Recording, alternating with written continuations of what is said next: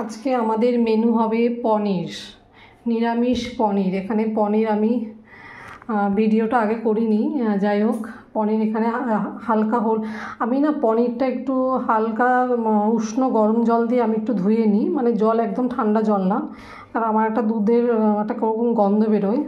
যাই হোক এখানে পনির আমি ভেজে নিচ্ছি হালকা হলুদ মাখিয়ে।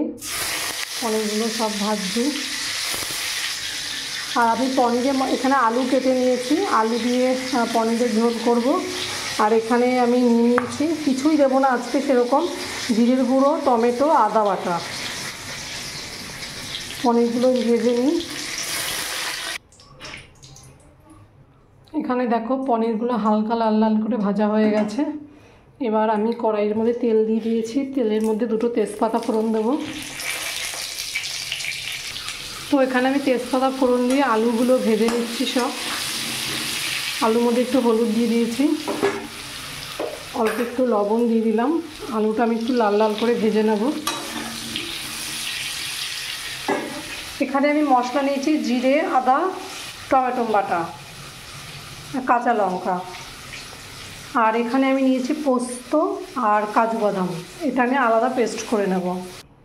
দেখো এখানে পনির আলু সব ভাজা কমপ্লিট। আমি এবার তেলের মতো আগে তেজপাতা দিয়েছিলাম, একটা লবঙ্গ, দারচিনি, একটা এলাচ আমি দিয়ে দিলাম তেলের ভেতরে।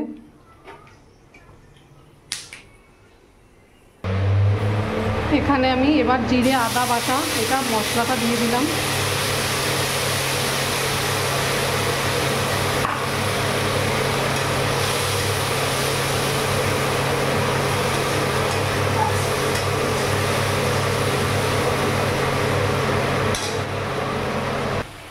এখানে আমি জিরে, আদা, টমেটো বাটা, কাঁচা লঙ্কা বাটা দিয়ে একটু কষিয়ে নেবো যতক্ষণ তেল না ছাড়িয়ে আসে। একটু মশলার জল দিয়ে দিই, মশলা বাটিতে জল ছিল, দিয়ে এটাকে এবার ভালো করে কষিয়ে নেব। কষানোর পর যখন তেলটা একটু ছেড়ে আসবে তখন আমি কাজু আর পোস্ত বাটাটা দেবো। তো গ্যাসটা কমিয়ে দিয়েই আমি কষাচ্ছি, বাড়িয়ে দিলে পুড়ে যাবে।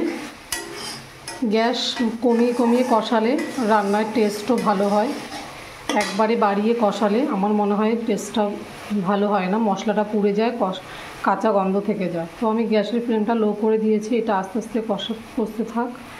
যখন তেল বেরিয়ে আসবে তখন আমি কাজু আর পোস্ত বাটাটা দেবো। আগে তো আমি তেলের মধ্যে তেজপাতা ফোড়ন, লবঙ্গ, একটা এলাচ, দারচিনি দিয়ে দিয়েছিলাম ফোড়নে। তো যাই হোক এটা হতে থাক ততক্ষণ। মশলার থেকে তেল ছেড়ে এসছে, এবার আমি এখানে কাজু বাদাম আর পোস্ত বাটাটা দিয়ে দিচ্ছি। কাজু বাদাম পোস্ত বাটা দিয়ে একটুখানি কষিয়ে নেব। এর ভিতরে একেবারে আলু ভাজাগুলো দিয়ে দিলাম। গ্যাসের ফ্লেমটা বাড়িয়ে দিলাম, দিয়ে এবার এটা নিরামিষ হচ্ছে যেহেতু আজকে গণেশ পুজো, তো আজকে আমরা নিরামিষই রান্না করছি পনির। এর ভেতরে একটু মশলা লেগে গেছে, আমি তো একটু বাটিটা ধুয়ে জল দেব। তো এবার বাটিতেই মশলা, কাজু বাদাম আর পোস্ত জলটা আমি দিয়ে দিলাম, দিয়ে ভালো করে একটু কষিয়ে নেব। নামানোর আগে একটু মিষ্টি দিয়ে নামাবো।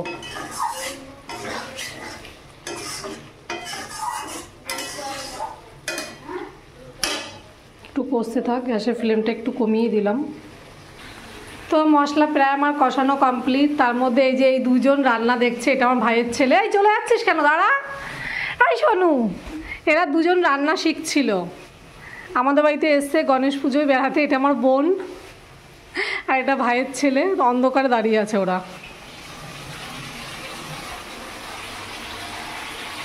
এই যে এই দুজন রান্না শিখছে আমার সঙ্গে, একটু হাই করে দাও। Hi guys. এই যে এটা ভাইয়ের ছেলে, এটা আমার ছোট্ট বোনু। তো রান্না শিখছে ওরা আমার সাথে সাথে। আর এর ভেতরে আমি একটু চাল মগজও দিই, তো আজকে আর চাল মগজ নেই তো দেইনি। এটা আমার বোন খেতে ভালোবাসে পনির, তো এর জন্য এইভাবে করলাম। হয়ে গেছে কষানো, এবার আমি জল দিয়ে দিচ্ছি। ঝোলটা ফুটে আসলে পনিরগুলো দেব। তো ঝোল আমার ফুটে গেছে, এখানে আমি পনিরগুলো এবার দিয়ে দিলাম। দিয়ে গ্যাসটা একটু কমিয়ে দেবো যাতে আলুগুলো সিদ্ধ হয়।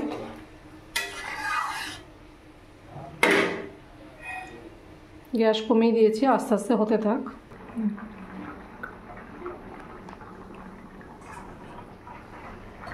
দিদি গামলা ওটা কি করছিস আলু ভেঙে? এটা আলুটা ভেঙে দিচ্ছি তার কারণ হচ্ছে ঝোলটা ঘন হওয়ার জন্য। তো একটা আলু ভেঙে দিলাম, একটা দুটো, যাতে ঝোলটা ঘন হয়। এরপর আমার পনিরের ঝোল প্রায় হয়ে এসছে। এবার আমি মিষ্টি দিয়ে দেবো একটু। পনির তো একটু ঝাল মিষ্টি সমান হলে খেতে ভালো লাগবে। যাই হোক, এখানে মিষ্টি দিয়ে দিয়েছি। এবার নামিয়ে দেবো, মিষ্টিটা একটু গলে নিই। একটু ঝোল ঝোলই রাখবো, কেননা পনির দিয়ে তো ভাতটা খাবে। তো এখানে আমার পনিরের রেসিপি কমপ্লিট। একটু ঝোল গামাখা ঝোলঝোলই রেখেছি, যেহেতু ভাতের সাথে খাবে। যদি পোলাও বা অন্য কিছু হতো, ফ্রাইড রাইস, তাহলে হয়তো একটু শুকনো শুকনো করতাম গামাখা। তো টাটা সবাইকে। সবাই জানিও তোমরাও কীভাবে করো পনির রান্না। আমি এইভাবেই করি ভাতের সাথে খাওয়ার জন্য।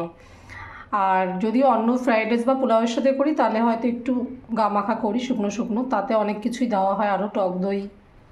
যাই হোক, টাটা সবাইকে।